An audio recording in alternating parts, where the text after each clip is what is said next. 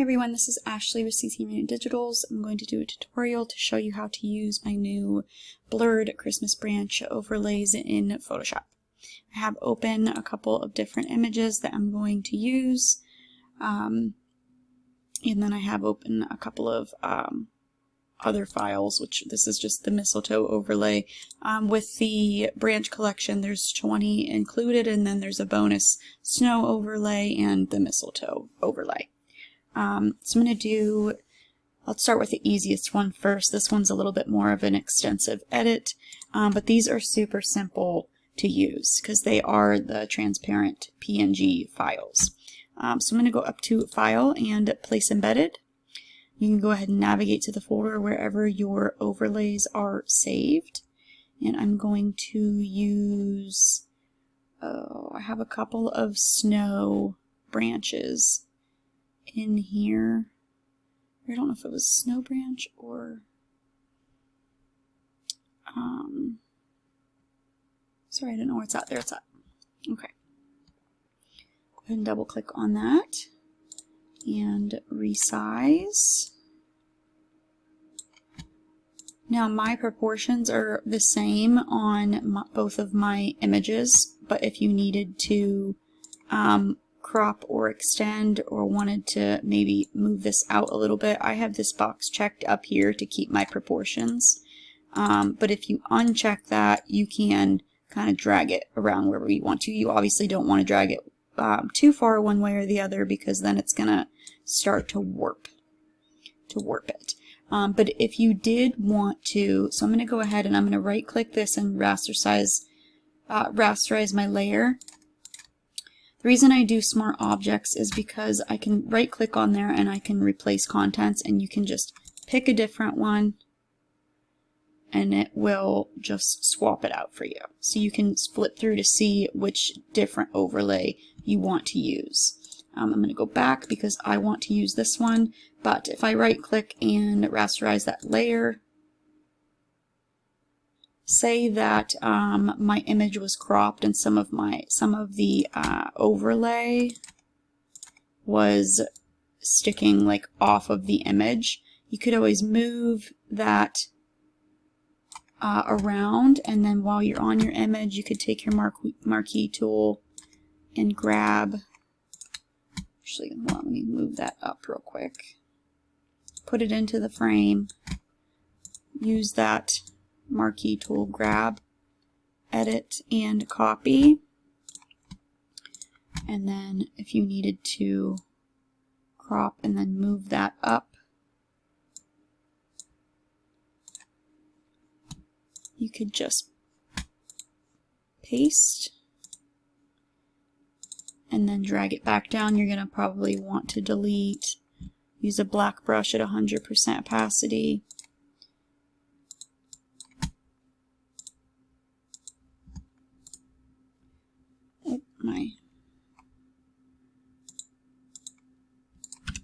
There we go. Brush that off. And then you can go ahead and move that down. So you can copy and paste from the layer anywhere you want to on the overlay because it's a PNG or transparent layer and it's not going to mess with your image at all. So I'm going to go ahead and go back. I just wanted to show how to do that. I do not need to do that because my proportions are good for my image. Now this is a white backdrop and these are white branches, so I could be done with this image. Make this a little bit bigger here. I made these to look like they have like those white, those like fake trees that have the white on them too with the green when you go to buy a Christmas tree from the store. But I actually want to make this one quite blurred because I'm going to add a snow overlay as well. So I'm going to go up to Filter and Blur and Gaussian Blur, and you can add as much or as little as you want to. I'm going to add quite a bit. I'm going to add about 10. Now if you do add quite a bit of blur, I also recommend going up to Filter and Noise and adding just 1 or 1.5 of noise just so you don't get banding within that overlay. Okay, and then I'm going to go up to File and Place Embedded again. and I'm going to grab the snow overlay.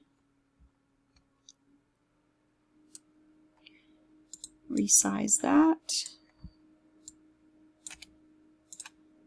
Create a layer mask on that, and use a black brush at 100% opacity and brush off where I don't want it, which obviously you can do that with the overlay as well. So you don't want this branch over here, but you want to keep these ones. You can do that.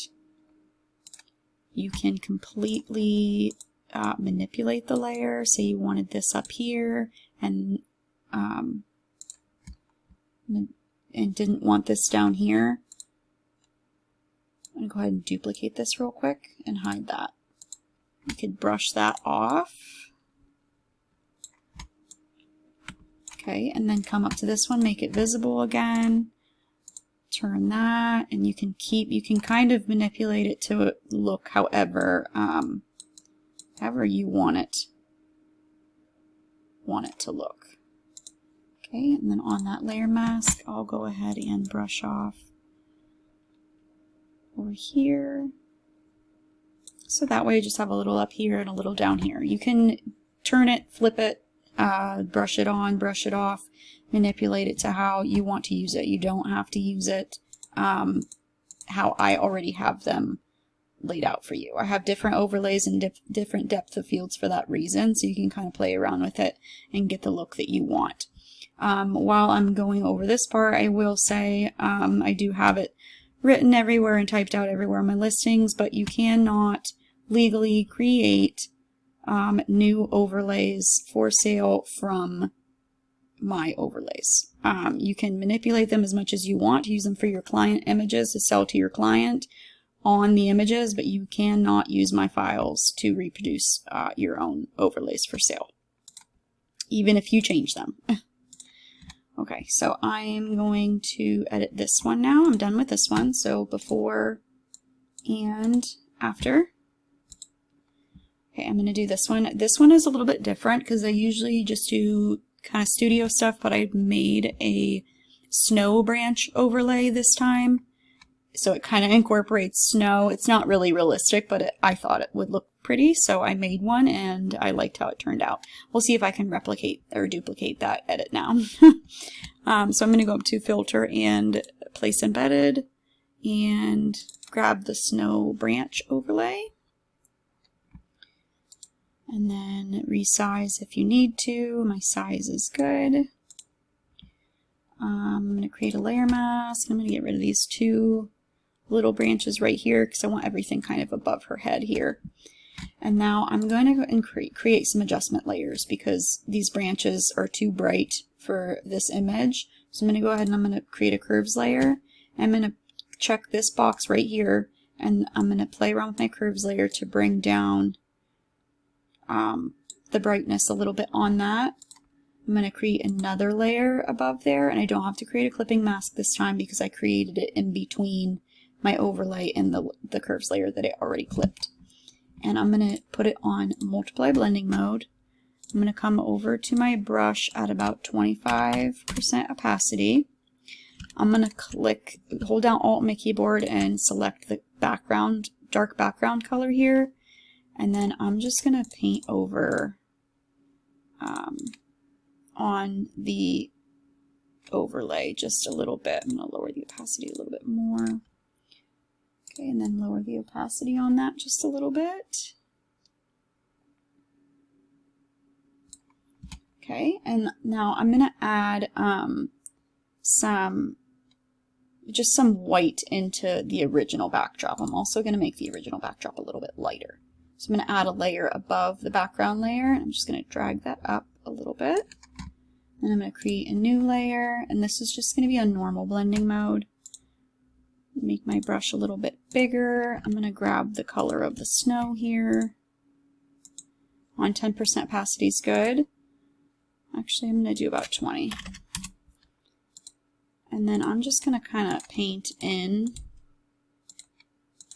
a little bit of brighter spots within the image because I'm going to add a snow overlay to this one as well. Not on her, just on the backdrop.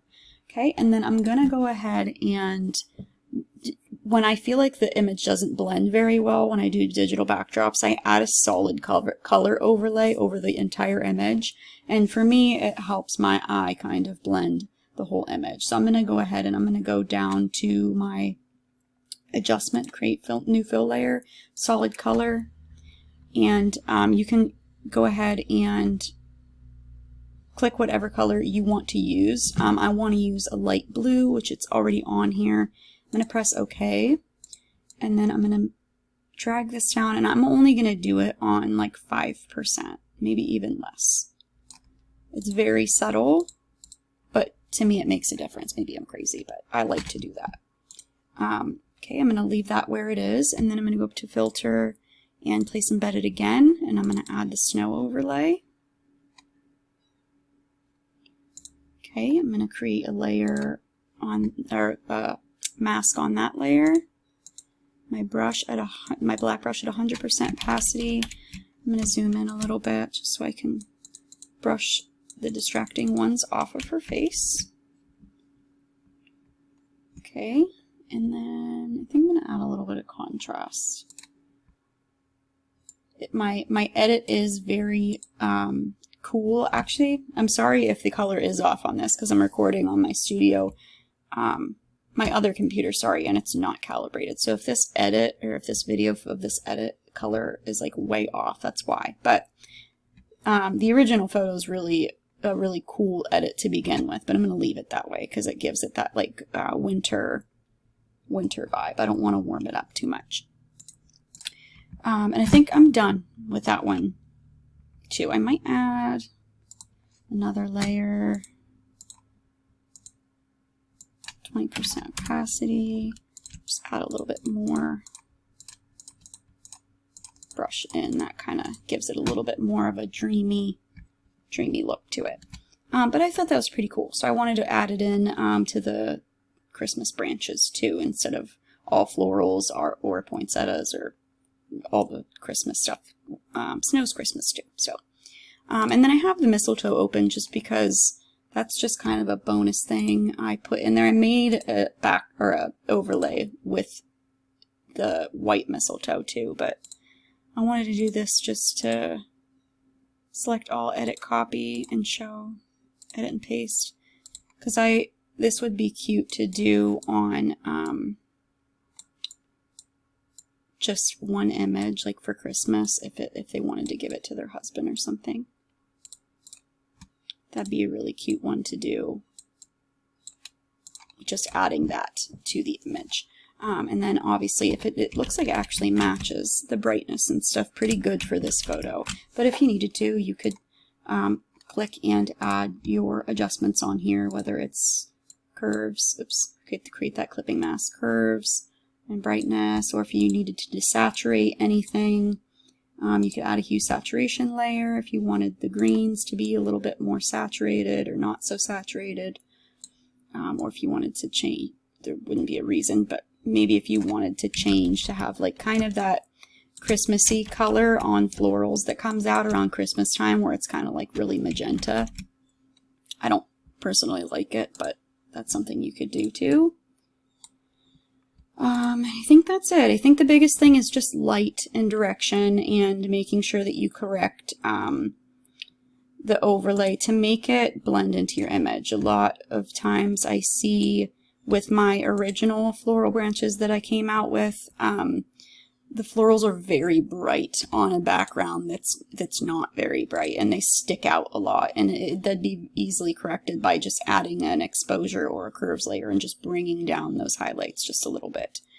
And adding blur where needed too. Like even, I did do some that are pretty sharp, but I do try to add at least a little blur to the branches, because the focus should be on your subject. So there's gonna be some blur added to the branch itself. And then these are my original floral branch overlays. I just wanted to show this in case you're looking for them in the shop. I'm going to link them in the description as well. But I've had my Etsy shop open since 2017, and I just listed these in 2024, and they are my best seller in my entire shop since I've opened it. So I'm excited for these Christmas ones. The Christmas ones were actually a request from somebody to do ones like my originals, but for Christmas. So that's exciting. If you have any questions, you can send me a message. If you are a studio photographer, I would love for you to join my group on Facebook. I will link it in the description. Please agree to the group rules and answer the group questions. You will be denied otherwise, because it helps me keep spam out of the group. And I will also link my YouTube channel. Be sure to check that out if you want more free tutorials like this.